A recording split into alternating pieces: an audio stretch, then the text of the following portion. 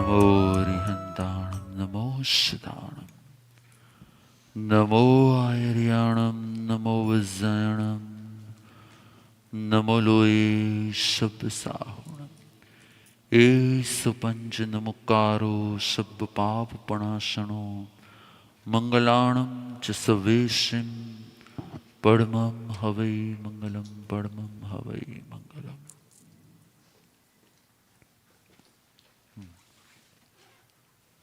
બોલો. મધ્ય વંદામી ગુરુદેવ.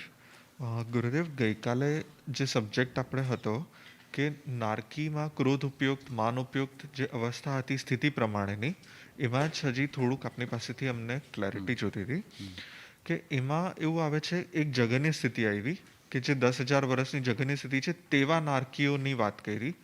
પછી કીધું કે જગન્યથી એક સમયથી લઈ અને સંખ્યાત સમય સુધીના એક કેટેગરી દેખાડી. પછી જગન્યથી અસંખ્યાત સમયથી લઈને ઉત્કૃષ્ટ સ્થિતિની એક કેટેગરી દેખાડી. તો જે અશાશ્વત વાળી કેટેગરી છે યા વચલી વાળી છે, જગન્ય એક સમયથી લઈને સંખ્યાત સમય. તો ગુરુદેવ, એમ આવલિકામાં જ અસંખ્યાત સમય થઈ જાય છે. તો આ જે કેટેગરી છે એ એકદમ જ નાની સ્થિતિને કન્સિડર કરીને એટલે એમાં શું થતું હોય કે મોટા ભાગે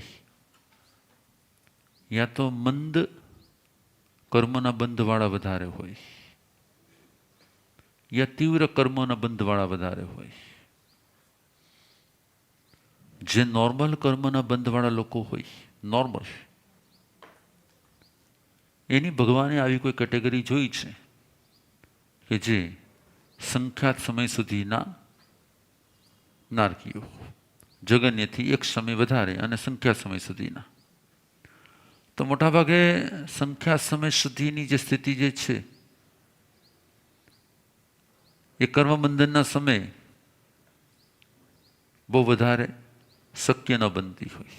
તો આપણે પણ આમ કોમનલી વિચાર કરીએ તો અસંખ્યાત સમયવાળી સ્થિતિઓ જ વધારે બનતી હોય. એટલે ભગવાને એમના જ્ઞાનમાં એવું જોયું હશે કે જે આ કેટેગરી જે છે 10,000 વર્ષથી લઈ સંખ્યા સમય વધારે, તે સંખ્યા સમય એટલે કેટલું થયું? ખાલી આમ, રાઈટ? જી, યસ. એટલે અને એના બીજો એક ક્વેશ્ચન એ હતો કે આ જે સ્થિતિ છે એ સ્થિતિ હવે જ્યારથી આયુષ્યનો બંધ થઈ ગયો, એ નારકીના માનો કે 10,000 વર્ષની એની સ્થિતિ છે, તો હવે એની સ્થિતિ પાસ થાય છે અને એટલા વર્ષ બચ્યા છે એ પ્રમાણેની આ અપેક્ષા છે કે પછી એની જે ફિક્સ છે જે સમય બંધ થયું એ સમયની ફિક્સ છે. એટલે હવે જે નારકીની આટલી વર્ષનું આયુષ્ય છે એની જ વાત છે, એની જ વાત છે. એવું નથી કે હવે એવું નહીં કે જેને 10,000 વર્ષ બાકી રહ્યા છે એવા નહીં. અહીંયા આયુ સ્થિતિની વાત છે. તો આયુષ્ય તો જે બંધાણું હોય તે પ્રમાણે જ હોય. યસ. નેક્સ્ટ. મધ્યન વંદામી ગુરુદેવ. ગુરુદેવ, ગઈકાલે આપણે સમજાવ્યું હતું કે ગર્ભજ મનુષ્યો અને નો ગર્ભજ મનુષ્યો. તો જ્યારે પણ એ એક્સટિંક્ટ થઈ જાય એના પછી જ્યારે ફરીથી આવે તો એ ડેડ સેલ્સ હોય, ડ્રાય સેલ્સ હોય, જે રિએક્ટિવેટ થાય. બની શકે, ઇટ્સ પોસિબલ છે. જી. તો જે ગર્ભજ છે એના જે સેલ્સ હોય એમાંથી ગર્ભજ ઉત્પન્ન થાય અને જે જી. યસ. તો ગુરુદેવ, આપે ત્યારે એવું કહ્યું હતું કે જે સમૂર્છમ જીવો હોય એની ગ્રોઈંગ પ્રોસેસ ન હોય, જેવી રીતે ગર્ભજની હોય છે. એટલે એમાં શું થાય કે જેમ દેવલોકના દેવો જે છે એનો જન્મ થાય પછી કેટલી વારમાં એનું બોડી બિલ્ડ થઈ જાય? અંતર્મુહૂર્તમાં. પણ મનુષ્યનું બોડી બિલ્ડ થતાં શું થાય? બહુ વાર લાગે, બહુ જ વાર લાગે, બહુ વાર લાગે. અને પછી એનું જન્મ થતાં પણ બહુ વાર લાગે. સમોચ્છમનું શું થાય? એક તો એને કોઈ માતા પિતાના સંયોગની જરૂર નથી, એવા પ્રકારના કોઈ પરમાણુની જરૂર નથી. જ્યાં પણ જે કાંઈ એના સુસુપ્ત પૂતગલો પડ્યા છે એમાંથી તાત્કાલિક સીધા એનો જન્મ થઈ જાય છે. એને કોઈ પણ જાતની, તેને કહેવાય ને કે મનપૂર્વકની, પ્લાનિંગ પૂર્વકની એની બોડીની કોઈ સિસ્ટમ જ ન હોય. જેટલા પણ સમૂર્છિમ હોય ને એની બોડી, એની સિસ્ટમ બધી એની મેળે સર્જાઈ જતી હોય. આપણામાં કેવું હોય કે ફિક્સ ટાઈમ પર અહીંયા જ આંખ, આટલા ટાઈમ પછી આટલા દિવસ પછી આંખ આવી રીતે ગ્રો થાય, આટલા દિવસ પછી નાક આવી રીતે ગ્રો થાય, આટલા દિવસ પછી હાર્ટમાં હાર્ટબીટ્સ આવા દેખાવા લાગે. તેને એવી કોઈ સિસ્ટમ જ ન હોય કંઈ. સમૂર્છિમ, સહજતાથી જેનો જન્મ થઈ જાય, જેના જન્મને કોઈ સિસ્ટમની, કોઈ વ્યવસ્થાની, કોઈ પરમાણુના બધા સેટઅપની કે કાંઈ જરૂર જ ન પડે.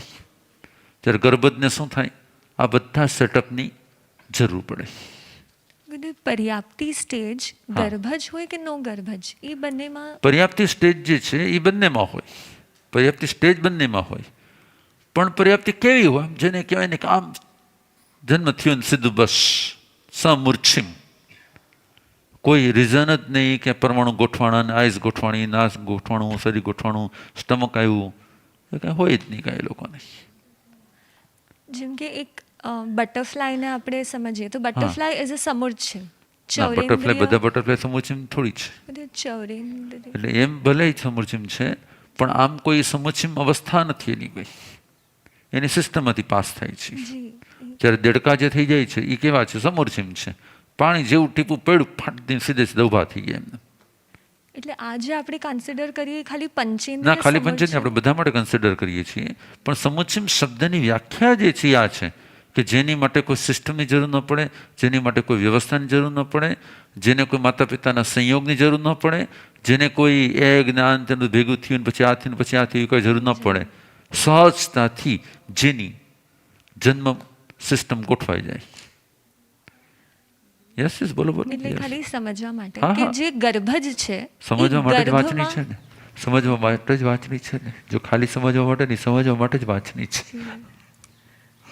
ગુરુદેવ, જે એટલે ગર્ભજ એટલે છે, જ્યાં સુધી એકમાંથી 100 પ્રશ્ન ઊભા ન થાય ને ત્યાં સુધી તમારો ક્યારેય પણ ક્લેરિટી ના આવે. શ્રાવકો મોટા ભાગે શું થાય? વ્યાખ્યાન સાંભળે, વ્યાખ્યાનમાં શું કન્ટિન્યુ ચાલતું, એમાં કોઈ પ્રશ્ન કરવાનું કંઈ હોય જ નહીં કંઈ. એટલે એની કાંઈ સમાધાન મળે કે ન મળે, સહજ ચાલતું હોય. જ્યારે વાંચણીની વ્યાખ્યા જ છે કે જેમાં એક એક શબ્દની વ્યાખ્યા કરવામાં આવે. યસ.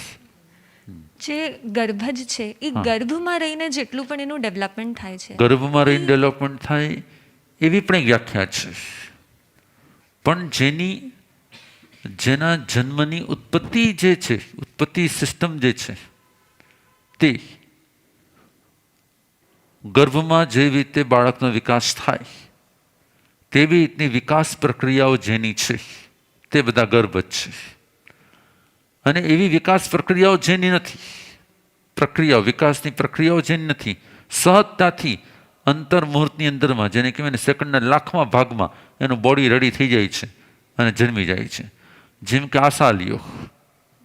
હવે આશાલ્યો કેવો છે કે જન્મે છે તો પૃથ્વીની અંદરમાં એ જન્મે, મોટો થાય, જીવે અને આખી ચક્રવર્તીની સેનાને ભસ્મીભૂત કરી નાખે. એકદમ બધી આખી ચક્રવર્તીની સેનાને અર્થવેક લઈ આવી અને બધી દાટી દે અને મરી પણ જાય. હવે એનું આવડું મોટું કેવડું શરીર છે એનું?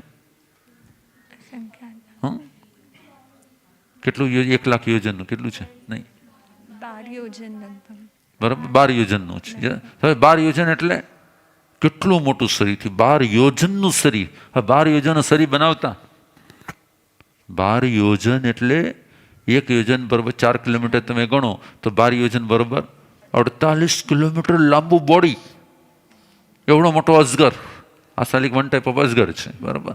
તો એવડો મોટો અજગર જમીનની અંદરમાં જન્મે હજી તો જન્મ લીધો, એની અંતર્મુહૂર્તમાં તો એવડો મોટો થઈ જાય અને આખી ચક્રવર્તીની સેનાને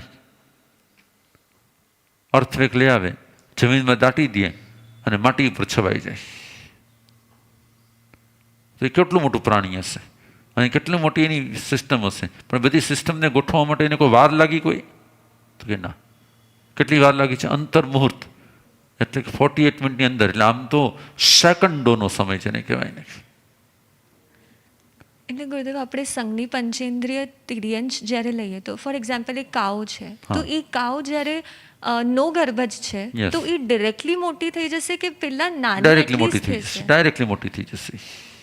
એ ડાયરેક્ટલી મોટી થઈ જશે. મોટી થઈ જશે એટલે એમ નહીં કે આમ સીધી 6 ફૂટની થઈ ગઈ, 5 ફૂટની થઈ ગઈ એમ કરી નાખી, બરાબર.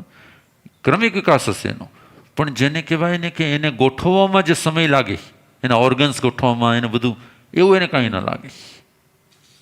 એ સાત નથી. અને એનું કંઈ આમ જેને કહેવાય ને ઉપયોગ જ એનો કાંઈ ન હોય. મન જ ન હોય, અસંગનીપણું હોય. એટલે અસંગનીપણાની અંદરમાં તેને તે પોતાના અંગોપાંગથી કાંઈ કનેક્શન જ ન હોય, વધારે કાંઈ વેજીટેબલ જ હોય, વન ટાઈપ હોય. અસંગની જીવો એની લાઈફસ્ટાઈલ વેજીટેબલથી વધારે કાંઈ હોતી નથી. ખાલી ઇન્દ્રિયોના આધાર પર. હવે તમે પોતે કલ્પના કરો ને કે તમારી પાસે મગજ જ નથી અને તમને બધું દેખાય જ છે, બધું પણ દેખાય છે, પણ મગજ કામ નથી કરતું. જેમાં તે કોમાવાળા હોય, આંખ ખોલે, આમ જોયા કરે, પણ કાંઈ રિએક્ટિવ જ નથી, કેમ કે એને કાંઈ ખબર જ પડતી કાંઈ કે શું છે. એને ખાલી કલરો દેખાય છે. અનિદા વેદના. એટલે એની પાસે એવી કોઈ પ્રોસેસ નથી હોતી. અને છતાં પણ જે કંઈ પણ એના જીનની અંદરમાં, જે કંઈ એના ડીએનએની અંદરમાં જે કંઈ બધી વસ્તુ હોય એ ઓટો પ્રોસેસ બધું કરી લે. જેમ કે મધુમક્ખી છે તો ઓટોમેટિક એનું છાતું બનાવી લેતા હોય, આમ બનાવી ત્યાં કરતા હોય, પણ એ બધું જ ઓટો પ્રોસેસથી થતું હોય. એને કાંઈ પોતાનું કેમ જેમ અત્યારે કેમ વાંચણીમાં તમે આવ્યા તો તમે સીધા જ બેસવું છે, આમ બેસવું છે, આમ કરવું છે, એવું એને કાંઈ પ્રોસેસ ન હોય, સિસ્ટમ ન હોય એની પાસે કંઈ. ગર્ભ જ જેની જન્મ પ્રક્રિયા સિસ્ટમેટિક થાય, અને સમૂર્છિમ જેની જન્મ પ્રક્રિયામાં કોઈ સિસ્ટમ નથી, એ સમૂર્છિમ છે. તો ગુરુદેવ, જેટલા પણ ગર્ભજ જીવો છે એ પણ પોતાની ગ્રોથને પ્લાન કરીને તો ગ્રોથ, એટલે પ્લાન પૂર્વક જેનો ગ્રોથ થાય, એનો પ્લાન પૂર્વક જ ગ્રોથ થાય. જો ગઈકાલે જેવું બન્યું કે પરમધામની અંદરમાં આપણે ત્યાં ઓલી પુંગનુર ગાયો છે, નાની નાની, સાવ નાની વાળી, એમાંથી એક ગાય પ્રેગ્નન્ટ હતી. પ્રેગ્નન્ટ પછી એને બચ્ચાને જન્મ આપવાનો હતો. એ કોઈ તો બચ્ચાને જન્મ આપી નથી શકતી. 16 જણા કાલે એના બચ્ચાને જન્મ આપવામાં લાગ્યા, ત્યારે માંડ માંડ બચ્ચું પેટમાંથી બહાર નીકળ્યું, 2 કલાકમાં મરી ગયું. ખ્યાલ? એટલે ઘણીવાર શું હોય કે એની આખી જે સિસ્ટમ જે બધી હોય, એ સિસ્ટમ જો ફોલો કરવામાં ના આવે, અથવા આપણે કંઈ ખબર નથી એની સિસ્ટમ શું છે અને આપણે એને કંઈ ફોલો કરી શકતા નથી, તો શું થાય? ડેથ થઈ ગઈ.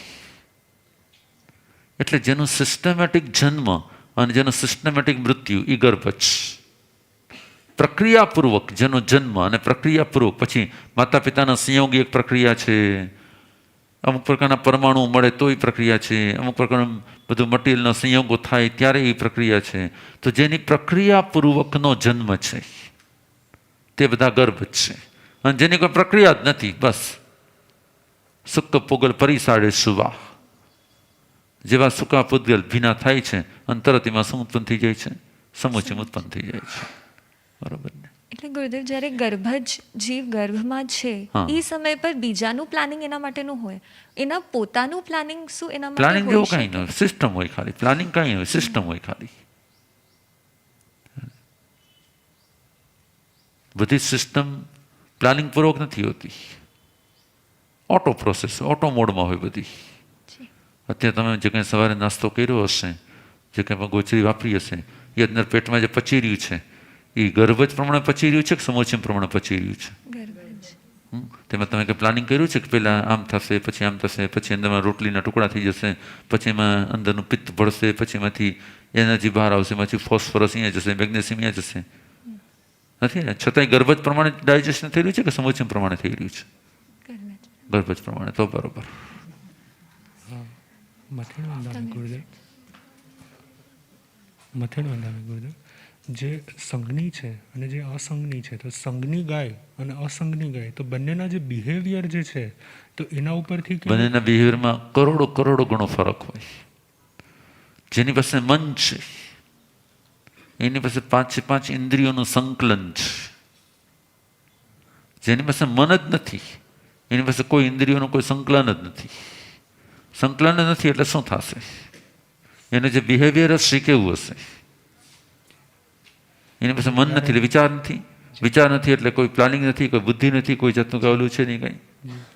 એટલે બસ એને જે સમય જે અંદરમાંથી સંસ્કારો જાગે છે એ સમણી કરી લેશે.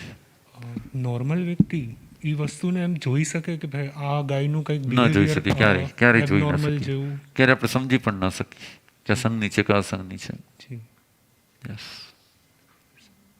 ક્યારેય કોઈ સમજી ન શકે આ સંઘની છે કે અસંઘની છે. કેમ કે ગાયને તો જ્યારે જોવે છે, પણ જ્યારે હવે આપણે જ્યારે એને જોઈએ તો કોક વસ્તુ એવી હશે કે જે ના. એને દેખાય છે, ના. તો એના આધાર ઉપર એનું બિહેવિયર એબનોર્મલ સદમસ્તો માટે સંઘની કે અસંઘની કોઈ સમજી ન શકાય એવું તત્વ છે. છે. ગુરુદેવ એટલે અગર એને કોઈ હોર્ન મારે તો એ ઊભી રહે કે ના ઊભી રહે? રહી શકે, ઊભી રહી શકે, એમાં શું વાંધો છે? ઊભી રહી શકે, તે ભયને કારણે ઊભી રહી શકે, હોર્નને કારણે નહીં. તો એ તો જ્યારે normal સંઘની જીવો છે એ હોર્નને પણ સમજી શકશે અને ભયને પણ સમજી શકશે. ઓર એકદમ ભયભીત થઈ જશે એટલે એને ખબર નહીં પડે કે શું થયું. ગુરુદેવ એવા શું કર્મ કર્યા હોય કે સમોર્ષીઓ જીવ રૂપે ઉત્પન્ન થવું? એટલે મારી માનસિકતા એવી છે કે મનનો જેણે દુરુપયોગ કર્યો હોય એને મન વગરનો ભાવ મળે. જેણે મનનો દુરુપયોગ કર્યો છે એને મન વગરનો ભાવ મળે.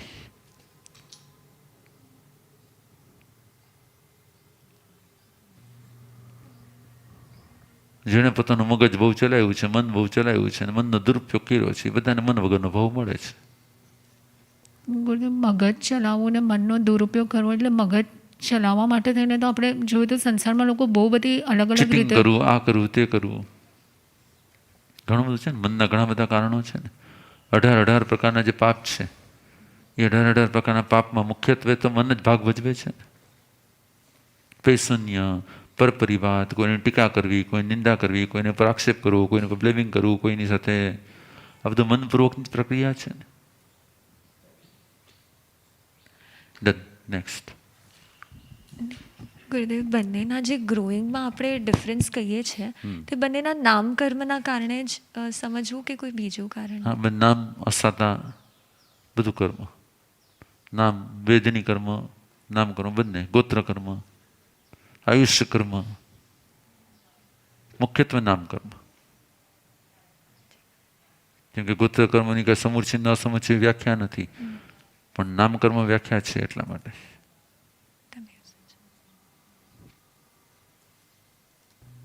Yes, next. મધ્ય વંદામી ગુરુદેવ.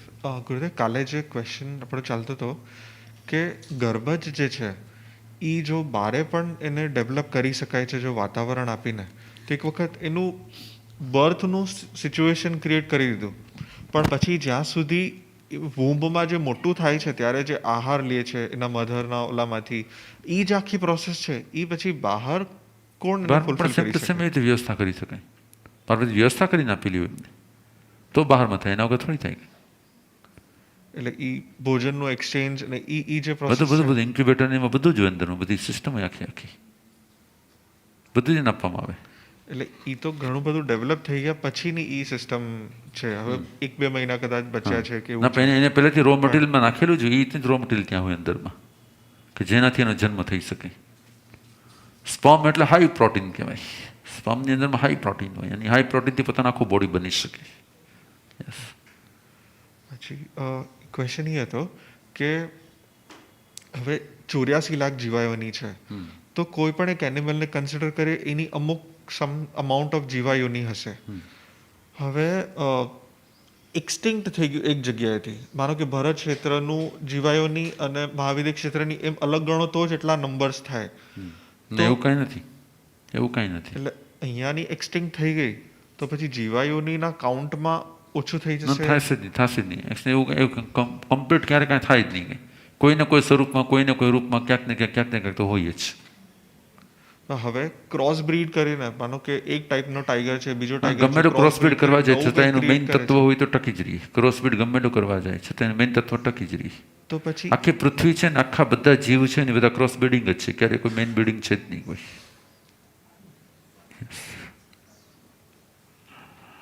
બરોબર. ઓકે.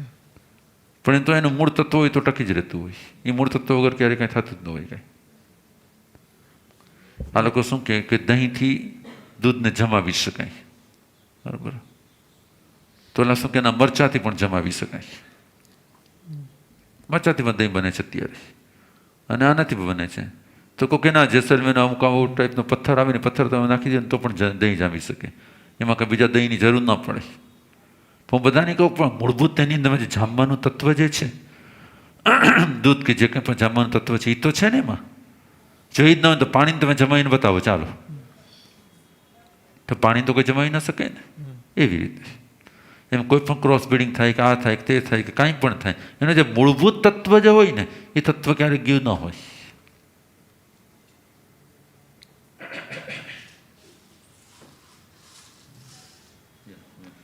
તો એવું નથી કે એ એક નવી ટાઈપની જીવાયોની છે, જેટલી જીવાયોની છે એ છે જ, એટલે નથી ઘટી જતી નથી વધી જતી એવું પણ નથી એવું થતું. કંઈ છે જ નહીં. બધું ફિક્સ જ છે. સૃષ્ટિ આખી ફિક્સ જ છે. આપણે એમ લાગે છે કે આપણે નવો આવિષ્કાર કરીએ છીએ. નવો આવિષ્કાર જેવું કાંઈ હોતું જ તો એ જે જીવાયોની છે એ શું કોઈ કર્મ સાથે, એટલે છે તો નામ કર્મ જેમાં એનો રોલ છે, પણ એવું નામ કર્મનું કયું ફેક્ટર છે જે એ અલગ અલગ જીવાયોની ને આ જીવાયોની નામકર્મના એક જ ફેક્ટર છે. ભગવાને કીધું પ્રકૃતિની ભદ્રિતા, પ્રકૃતિની વિનિતતા, પ્રકૃતિમાં માયા, પ્રકૃતિની કપટ. તો ભગવાને કહી દીધું કે 4 પ્રકારના કસાયો, કસ આય, સંસારની આય કરવાવાળા છે, જન્મ મરણની આય કરવાવાળા છે, જન્મ મરણના કારણ છે. એટલે જ્યાં પણ કસાય છે ત્યાં કસાઈની અલગ અલગ કેટેગરી છે. કેટલી કેટેગરી છે કસાયોની? સંખ્યા કેટલી છે? અસંખ્ય. અસંખ્ય છે. જીવાયોની કેટલી છે? 84 ખાલી 84 લાખ જ છે. બસ. તો આ જે કસાયોની જે અધ્યવસાયોની જે અસંખ્ય કેટેગરી છે એમાંની અમુકથી લઈને અમુક કેટેગરી સુધીમાં એક જીવાયોની બને, અમુકથી લઈને અમુક કેટેગરી સુધી બીજી જીવાયોની બને, અમુકથી લઈને અમુક કેટેગરીમાં આ બને, આ કોમ્બિનેશન એ 4ના પાછા અલગ અલગ કોમ્બિનેશન બને પાછા. 1 ગુણ લોભ, 10 ગુણ ક્રોધ, 7 ગુણ માયા, 12 ગુણ લોભ. આ બધાનું મિક્સિંગ થયું, ચાલો દેડકો બનાવી દો. આનું આ મિક્સિંગ થયું, ચાલો એને ગાય બનાવી દો. આનું આ મિક્સિંગ થયું, એને પતંગી બનાવી દો. આનું આ મિશ્રણ થયું, એને छिपकली બનાવી દો. બધી કેટેગરી ફિક્સ છે. આટલા ટકા ક્રોધ, આટલા ટકા માન, આટલા ટકા માયા, આટલા ટકા લોભ. અચ્છા, ક્રોધની કેટલી કેટેગરી? અસંખ્ય. માનની કેટેગરી અસંખ્ય, માયાની અસંખ્ય, લોભની અસંખ્ય. એટલે અસંખ્યના પછી અસંખ્ય કોમ્બિનેશન બનશે. જે ભાંગા બને ને એ રીતના ભાંગા બનશે ને. 1 ગુણ ક્રોધ, 5 ગુણ માન, 3 ગુણ માયા, 7 ગુણ લોભ, એની એક કેટેગરી. 2 ગુણ ક્રોધ, તો એની સામે એટલા બધા ઓલા બની જશે. તો આવી જેટલી ફ્રિકવન્સીઓ થતી હશે એ બધી ફ્રિકવન્સીઓના આધાર પર નામકર્મનો બંધ થાય છે. નામકર્મ જે રીતે બંધ થાય છે એ પ્રમાણે બોડીને મળી જાય છે ને. તો આ જે બધી જીવાયોની છે એમાં કર્મ અને કશાયનો રોલ છે, હા, પણ આપણે એમ જોઈએ તો સ્થાનનો પણ રોલ છે. હવે પુન્નુર એરિયાની ગાય પુન્નુર, ગીરની ગાય ગીર. એ બરાબર છે. એ ભલે એ સ્થાનનું હશે, સ્થાનની વેલ્યુ છે, પણ સ્થાનની પાછું કર્મ એની સાથે પાછું શું જોઈન્ટ થઈ જાય. મને કે કસાઈની અંદરમાં ક્રોધમાન માયાલોભની કેટેગરી બની ગઈ. હવે એની અંદરમાં ઉચ્ચ ગોત્ર નીચ ગોત્ર એડ થશે પાછા. હવે એની અંદરમાં નામકર્મ એડ થશે પાછું. હવે એની અંદરમાં વેદની કર્મ એડ થશે પાછું. એટલે શું થઈ ગયું? પેલા તમને 4 કેટેગરી આપી, 4 કેટેગરીના આટલા બધા ઓપ્શન આવ્યા. હવે એની સાથે 4 સાથે ગોત્ર કર્મ એડ થશે. બરાબર? એટલે શું થયું? નામ અને ગોત્ર બે એડ થશે.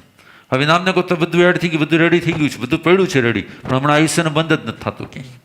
એટલે હવે જ્યારે આયુષ્યને બંધ થશે ને એ સમયના ભાવ અને કેટેગરી જેટલી પડી છે ને તમારી બધી તૈયાર પડી છે, સીધું જેવો ભાવ છે આયુષ્યને બંધ થાય છે આ કેટેગરી પણ એમાં મિક્સ કરી.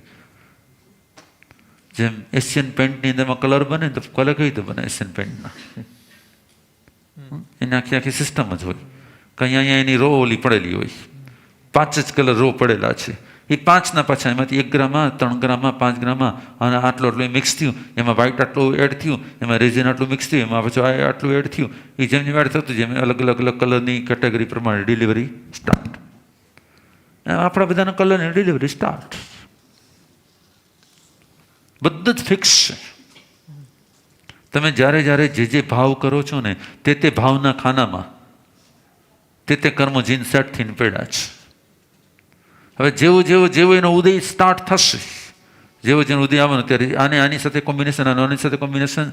જે સમય માનો કે અત્યારે માનો કે 9:25 થઈ છે કે 10:25 થઈ છે, તો કે 10:25 મિનિટે તમારો ક્રોધનો ઉદય ચાલુ છે, રાગનો ઉદય ચાલુ છે, આનો ઉદય ચાલુ છે, આનો ઉદય, આ બધાનું કોમ્બિનેશન વાળી એક પ્રોડક્ટ આવી રહી છે. એ સમયે તમારે એવો નેચર હશે. તમે ધારશો ગુસ્સો નથી કરો તો એ ગુસ્સો થશે, તમે ધારશો કે રાગ નથી કરો તો એ રાગ થશે, તમે ધારશો કે ના ભૂખ નથી લગાડી તો એ ભૂખ લાગશે. હવે બધાનો ઉદય થઈ ગયો છે. હવે તો કે થઈ તો ગયું, હવે તમે એમાં સાવધાન છો. ઓકે, તો આને નિષ્ફળ, આને નિષ્ફળ, આ પ્રોડક્ટ નિષ્ફળ, આ નિષ્ફળ, આ નિષ્ફળ, આ નિષ્ફળ, આ fail fail fail fail fail, બાકીની પ્રોડક્ટ આગળ વધી રહી છે.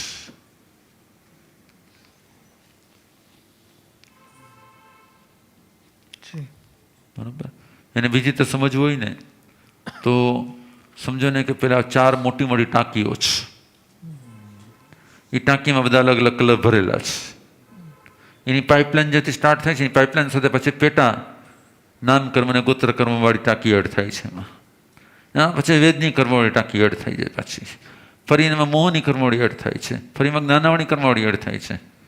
બધાના પાછા શું છે? વાલ છે. આનો વાલ આટલો ખુલશે, આનો વાલ આટલો ખુલશે, આનો વાલ આટલો ખુલશે, આનો વાલ, એ વાલ બધા ફિક્સ છે. તો ઓલી કેટેગરીમાંથી સ્ટાર્ટ થયું છે, તો 4 મોટી ટાંકીમાંથી વોટર રાઉન્ડનું સ્ટાર્ટ થયું છે. એમાં નામને ગોત્રક્રમ ભળી ગયું છે. એટલે ક્રોધમાન માયાલોભ છે, એમાં નામને ગોત્રક્રમ ભળી, એમાં આયુષ્ય પડી જાય છે, એમાં આ પડી જાય, એમાં ભળી જાય છે. અને જેટલા ફ્રિકવન્સીમાં એને ભાવ કર્યા હતા એટલી ફ્રિકવન્સી પ્રમાણે એને વોલ ખુલતા જાય છે. એ પ્રમાણે એનું કન્ટેન્ટ એમાં એડ થતું જાય. એને ફાઇનલ નળ જેવું આવે છે અને નીચે એના પર એના પ્રમાણે એનું કલર આવી ગયો છે બધું જ. બરાબર. હવે એમાં પણ એવું છે કે નીચે બધું જ કલર બધું થઈને ફિક્સ થઈને નીચે જ્યારે આવી રહ્યું છે, પણ જે નીચેનો માણસ જે છે, જેની પર બધું રંગાવાનું, જેને આ બધું રંગાવાનું છે, એ સાઈડ થઈ જાય છે. એ જેવો સાઈડ થઈ જાય છે એટલે એના પર ઓલો ફ્લો આવતો હતો ને એ શું થઈ ગયો?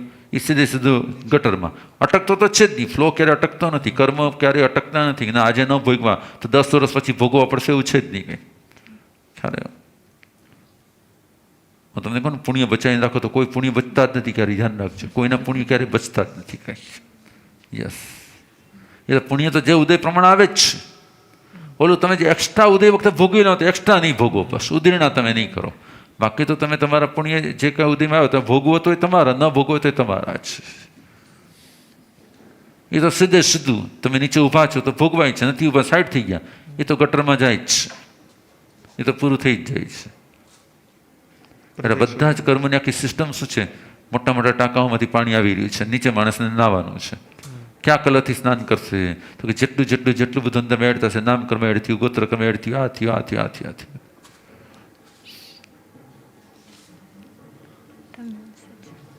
એવું લાખીને લાડવો બનાવ્યો છે. કેટલી વસ્તુ લાડવો બનાવ્યો છે? ના ચણાનો લાડવો જ છે ખાલી, ના ચણામાં સૂંઠે નાખેલી છે, ના ચણા એની અંદર પાછા સહસ્ત્ર પાક છે, સહસ્ત્ર વસ્તુ પણ નાખેલી છે. પણ કણીઓ જ્યારે ખાવામાં આવે ત્યારે એટલો કણીઓ જ ખાય છે, એટલો કોળીઓ ખાય. એવું નથી કંઈ સહસ્ત્ર પાક છે તો આટલો મોટો લાડુ એક સાથે મોઢા મુકાય છે. એ તો જેવડું મોઢું છે એટલું જ મુકાય છે પાછું. પણ એમાં કન્ટેન્ટ વધી ગયું છે બધું. તો અસંગની જીવન ખાલી ચણાના લોટનો લાડવો હોય, અને સંગની જીવ હોય એનો સહસ્ત્ર પાક હોય.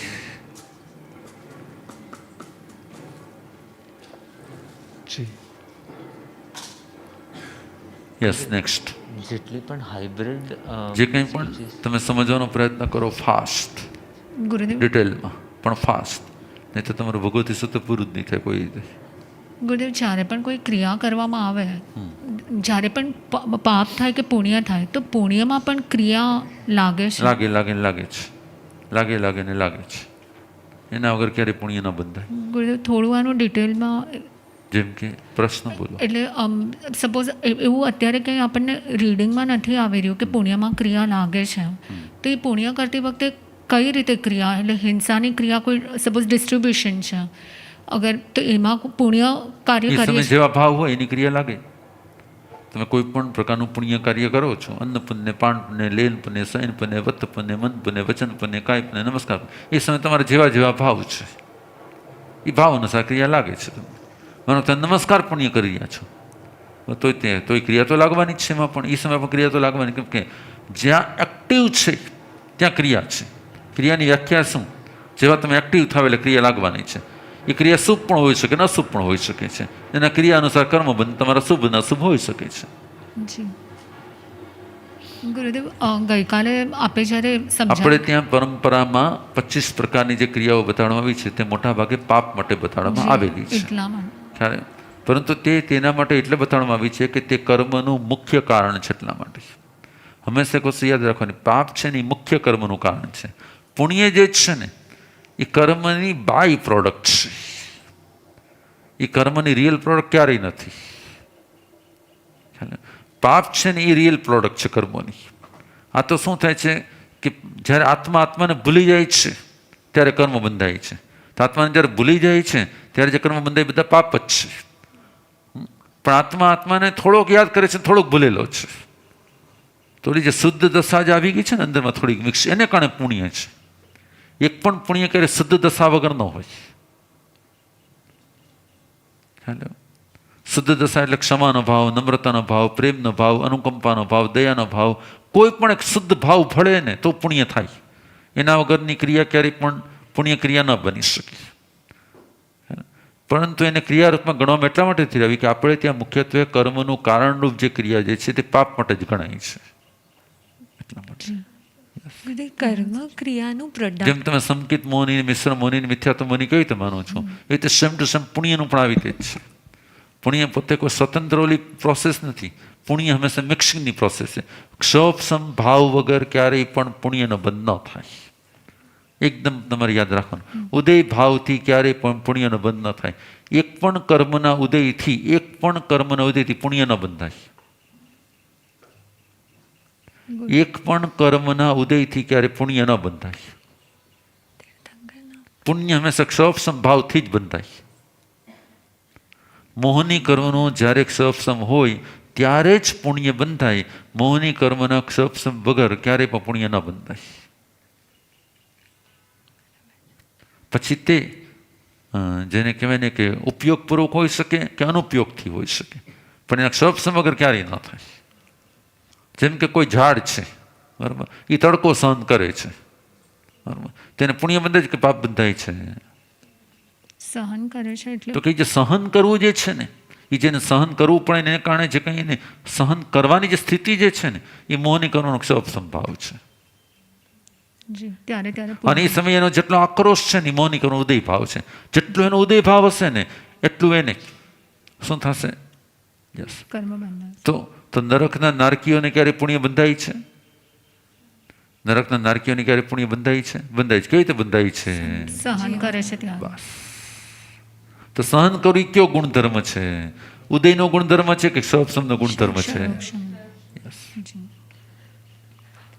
એક અપેક્ષા ગુરુદેવ આપણે એવું પણ કહીએ કે પુણ્યના ઉદયમાં પુણ્યનો બંધ થાય છે. તો એમાં પુણ્યના ઉદયમાં પુણ્યના ઉદયમાં પુણ્યનો બંધ થાય છે એવું જરૂરી નથી. પાપના ઉદયમાં પુણ્યનો બંધ થાય છે. થઈ શકે. તમે ક્યારેય એવી વ્યાખ્યા ના આપી શકો કે ના પુણ્યના ઉદયમાં જ પુણ્યનો બંધ થાય છે. ભયંકર પાપના ઉદયમાં પુણ્યનો બંધ થઈ શકે છે. અને તમારી વ્યાખ્યાઓ એટલી બધી ક્લિયર હોય છે કે તમે સટાક આન્સર આપી દો કે આવું ન હોઈ શકે. કેમ કે ઉદયને પુણ્ય સાથે ક્યારેય સંબંધ જ નથી. ક્ષોભસમને જ પુણ્ય સાથે સંબંધ છે. આ તમારી વ્યાખ્યા ક્લિયર હોય ને તો તમે સેકન્ડમાં કઈ અનામત થાય. ગુરુદેવ ખાલી કર્મની દ્રષ્ટિએ જોઈએ તો પહેલા ગુણસ્થાન કે મોહનીય કર્મના કયા કર્મનો ક્ષોભસમ થાય? મોહની કર્મના બધાના ક્રોધનો, માનનો, માયાનો, લોભનો બધાનો ક્ષોભસમ. કેમ કે અનંતાનુબંધીનું તો છે, જો એનું ક્ષોભસમ થઈ જાય તો સંકિત થઈ જાય. બરાબર છે. પણ છતાં પણ એવી સ્થિતિઓ સર્જાતી હોય કે મોહની કર્મ એનું શું થાય ત્યારે મંદ થાય. મંદતાને પણ ક્ષોભસમ કહેવાય છે. ઉત્કૃષ્ટ કક્ષાથી જેટલી ઓછી કક્ષા આવે બધાને ક્ષોભસમ કહેવાય છે. કાળું ડિબાંગ વાદળા ઘેરાયેલા છે, એમાંથી જેટલા વાદળા થોડા અઘરા ઓછા થયા છે એટલો ઓટોમેટિક પ્રકાશ બહાર આવે છે, એટલે એને ક્ષોભસમ ભાવ કહેવાય છે. ગુરુદેવ ગઈકાલે જે આપણે સમજાવ્યું હતું કે જ્યારે એકદમ તમને વસ્તુ ક્ષોભસમની વ્યાખ્યાઓ તમારી બહુ ક્લિયર હોવી જોઈએ. ક્ષોભસમ પુરુષાર્થથી જ હોય એવું જરૂરી નથી. ક્ષોભસમ સહજ ભાવથી પણ હોઈ શકે છે. બરાબર ને? યસ. ગુરુદેવ ગઈકાલે આપણે સમજાવ્યું હતું કે જ્યારે કોઈ ડિસ્ટ્રીબ્યુશન કરે તો કેળાને પણ પુણ્ય મળે છે. તો એ જે કેળાને પુણ્ય મળે છે એ આપણે કઈ અપેક્ષાથી સામેવાળાને? એકદમ સિમ્પલ છે કે કેળું પોતે એવા પ્રકારનું દ્રવ્ય છે, કે જે બીજા માટે સુખકારી બની શકે એમ છે માટે. તો ગુરુદેવ જેટલા વેજીટેબલ્સ અને ફ્રૂટ્સ છે જે બીજા માટે સાતારું બનતા હોય બધાને પુણ્યનો બંધ થાય. એવું નથી ખાલી કેળાને થાય પાલકને ન થાય. તો એટલે ગુરુદેવ એને તો જ્યારે કટ કરીએ ત્યારે એની તો વેદના છે. એને ભલે વેદના છે પણ એ સહન તો કરે જ છે, એને સહન તો કરવું જ પડે છે. એટલે એ જે સહન કરે છે ત્યારે એને પુણ્યનો બંધ થાય જ છે. કે બીજાને શાતા આપે છે એટલે પુણ્ય બંને રીતે સહન કરે છે માટે પણ બીજા એના દ્વારા બીજાને સાતા મળે છે એટલા માટે પણ. અને બીજાને સાતા ત્યારે જ મળે જ્યારે એ પોતે સહન કરે ત્યારે. એ સહન કરે ત્યારે બીજાને સાતા આપી શકે છે માટે, અને સાતા આપી શકે છે માટે સહન કરે છે. યસ.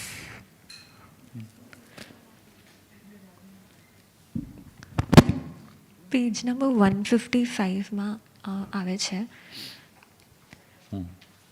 એમાં એવું કહેવામાં આવ્યું છે કે જે વસ્ત્ર છે એ વસ્ત્રમાં જ્યારે છેદ થઈ જાય છે તો એ છેદનો કિનારો તે વસ્ત્રને ટચ કરે છે 6 દિશાથી.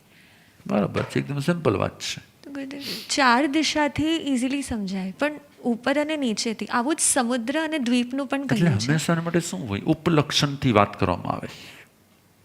હંમેશા માટે ઉપલક્ષણથી વાત કરવામાં આવે.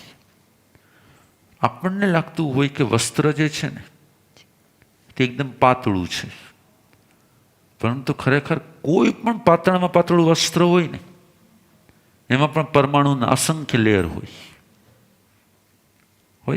જી. અને જેટલા પરમાણુના અસંખ્ય લેયર હોય એમાં જે નીચેનું લેયર હોય એની માટે ઉપરનું જે લેયર જે હોય ને એ ઉપલી દિશા કહેવાય કે ન કહેવાય? અને જે નીચેનું લેયર હોય એની માટે નીચલી દિશા કહેવાય કે ન કહેવાય? બરાબર. તેને પૂર્વ, પશ્ચિમ, ઉત્તર, દક્ષિણ, ઉપર અને નીચે 10 દિશાઓ થઈ જશે એની આરામથી. તો અગર આપણે આ વસ્તુ કિનારા અને સમુદ્રમાં કન્સિડર કરીએ તો બધી જગ્યા હશે. કોઈ પણ સમુદ્ર અસંખ્ય લેયર વાળો હોય કે એક જ લેયર વાળો હોય, જ્યાં અસંખ્ય લેયર બને ને ત્યાં દિશાઓ બધી બેસી જાય.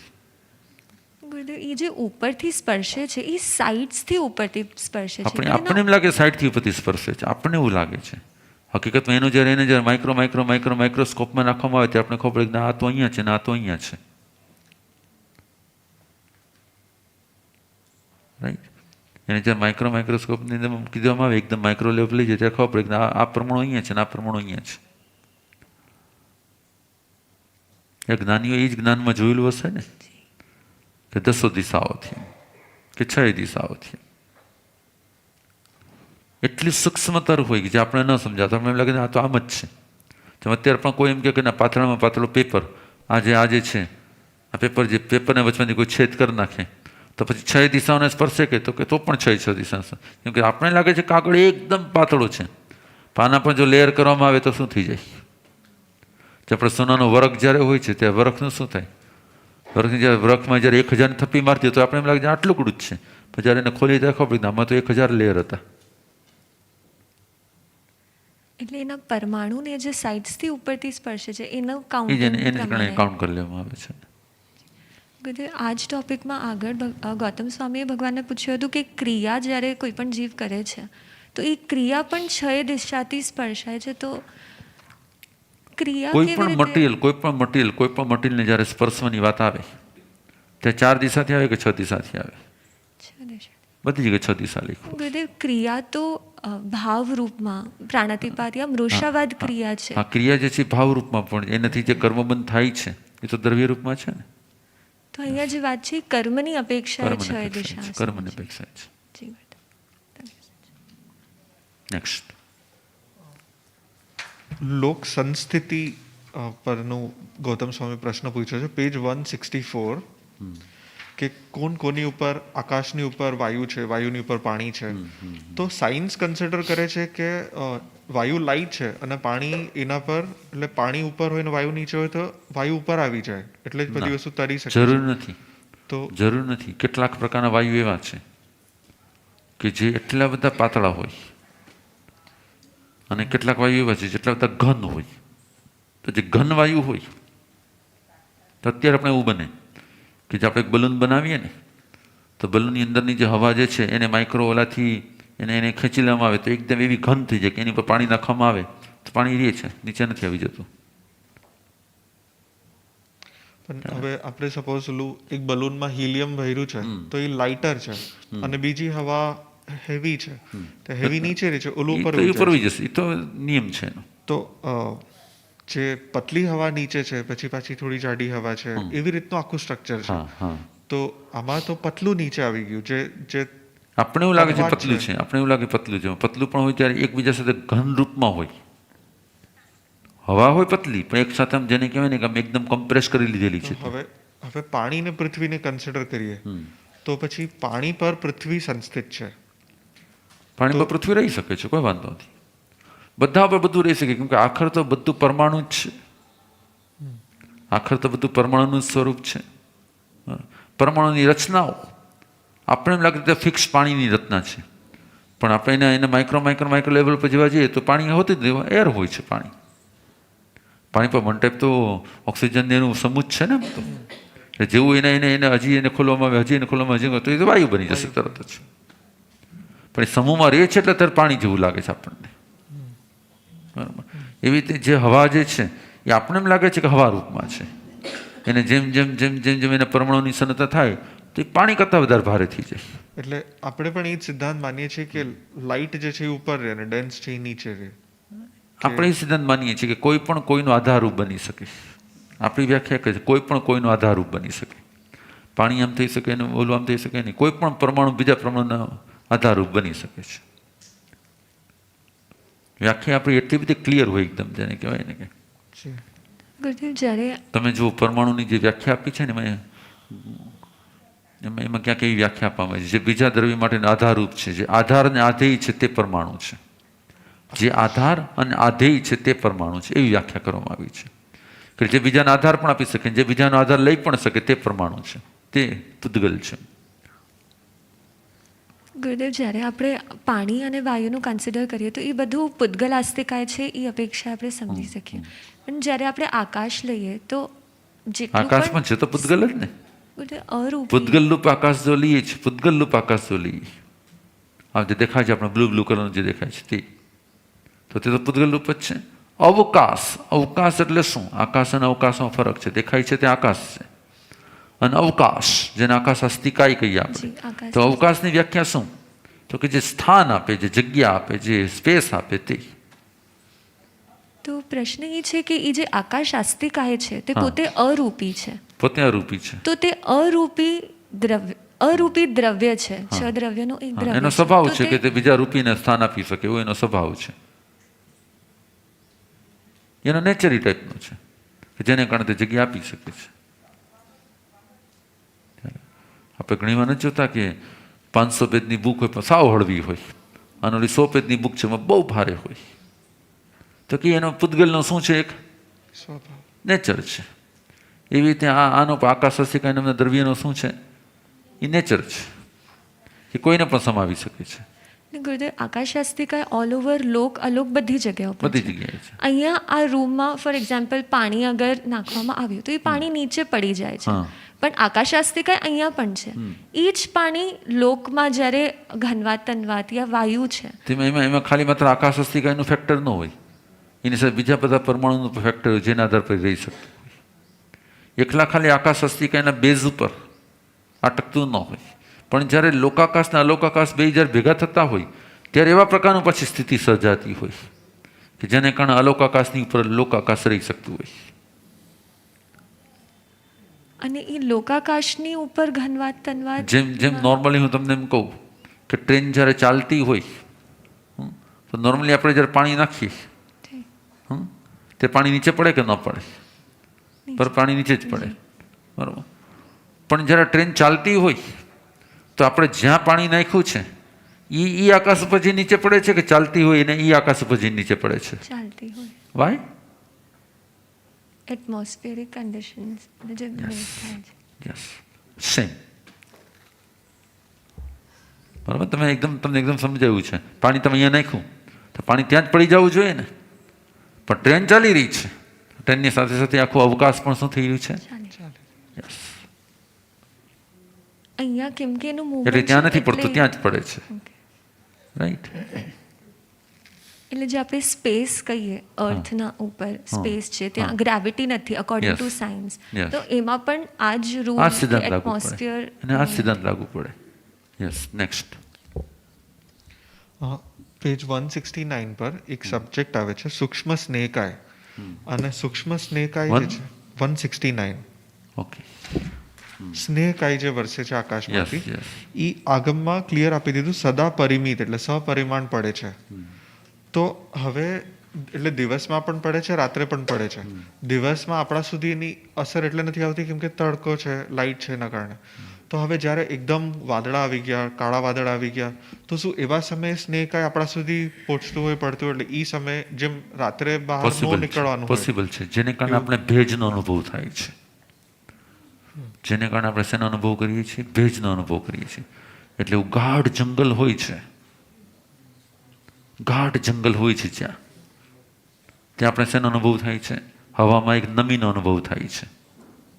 પણ જ્યાં સૂર્યનો તડકો હોય છે ત્યાં આપણે નમીનો અનુભવ નથી થતો. રાઈટ?